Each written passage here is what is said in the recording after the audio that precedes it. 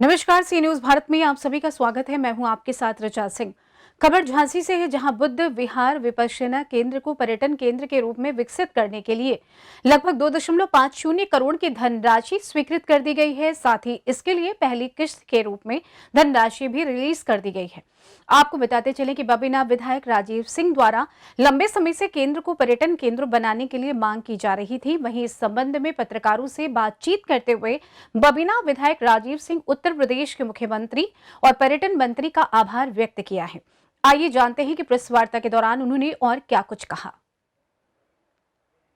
मुख्यमंत्री जी को और पर्यटन मंत्री जी को विशेष आभार व्यक्त करता हूं, धन्यवाद देता हूं कि हमारे पूज्य भंते जी जो लगातार इस केंद्र के विकास के लिए समर्पित हैं और इसमें बहुत बड़ा योगदान हमारे हरगोविंद जी का जो बौद्ध शोध संस्थान के उपाध्यक्ष हैं, इनका भी आशीर्वाद रहा है।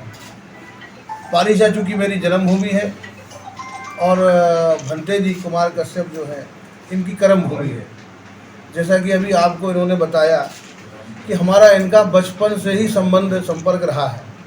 बौद्ध विहार बना था, एक लाइन से बौद्ध विहार, मस्जिद और मंदिर। क्योंकि ये पारीछा थर्मल पावर एक सरकारी केंद्र है जहाँ पे बिजली बनाई जाती है, तो वहाँ पे सभी धर्मों के साथ वहाँ पे अपना नौकरी करते हैं, बिजनेस करते हैं। सभी लोगों के लिए एक साधना का केंद्र, पूजा का केंद्र वहाँ विकसित करने के लिए ज़मीन दी गई थी।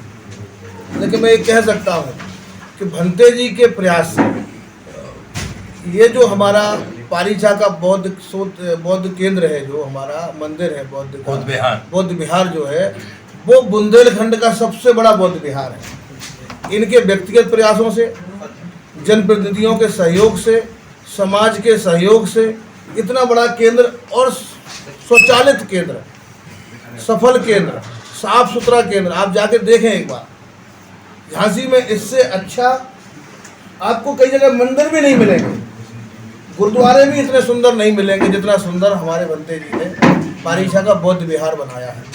और वहाँ पे बुंदेलखंड ही नहीं, देश के कोने कोने से, प्रदेश के कोने कोने से अपने झरना जो एक पर्यटन केंद्र है, झरना के विकास के लिए भी मैंने मांग की है। वहाँ के लिए भी सरकार ने भरपूर पैसा दिया है और वहाँ का जो बहुत पुराना किला है उसको भी हेरिटेज प्रॉपर्टी मानते हुए सरकार ने उसको एक 5 स्टार होटल के तौर पर उसको विकसित करने के लिए भी टेंडर आमंत्रित कर दिए हैं। बहुत जल्दी कोई बड़ी होटल चेन कंपनी जो होगी, जो पूरे इंटरनेशनल होटल चलाने की जिसको अनुभव है, ऐसी कंपनी उसको टेक ओवर करने वाली है।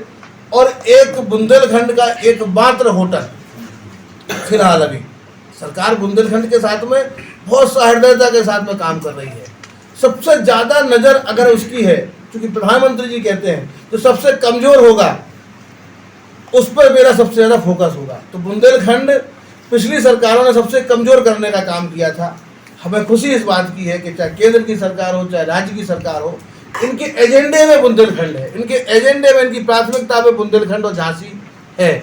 इसलिए सबसे ज़्यादा नज़र हमारे प्रधानमंत्री जी की, मुख्यमंत्री जी की, दोनों सरकारों की, डबल इंजन की सरकार की बुंदेलखंड पे है। और बुंदेलखंड का विकास भी आप अपनी आंखों से देख रहे होंगे। बुंदेलखंड में रोज़ नए नए कुछ ना कुछ हो रहे हैं। चाहे बीडा आया हो, बीडा कोई छोटी मोटी चीज़ नहीं है, हमारे आपके बच्चों के भविष्य के लिए एक तरीके से ये वरदान है।